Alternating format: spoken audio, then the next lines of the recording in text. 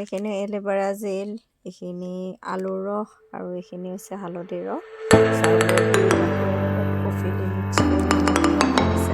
আজি মই যতনাই ৰাখিলোঁ, কাইলৈ মই চাবোন দি বনাম।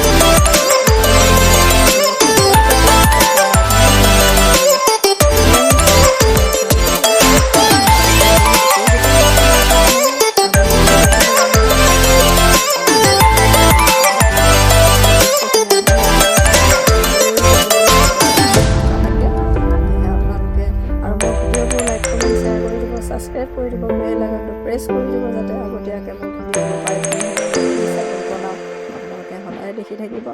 আৰু এটা মই কথা জনাওঁ যে মই যেনেকৈ ঘৰতে কেমিকেল নোহোৱা চাবোন বনাইছোঁ, ঠিক তেনেদৰে চুলিৰ বাবেও মই তেল বনাইছোঁ। 26টা-25টা বস্তুৰে মই বনাইছোঁ।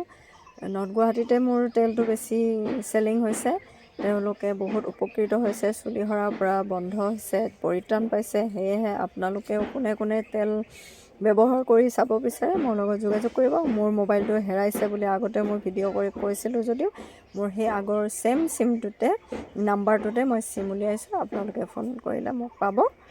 আজিলৈ এৰিছোঁ, বাই, ধন্যবাদ। এতিয়া মই মূলত আছে, যেতিয়া পেকিং কৰিম দেখুৱাই যাম।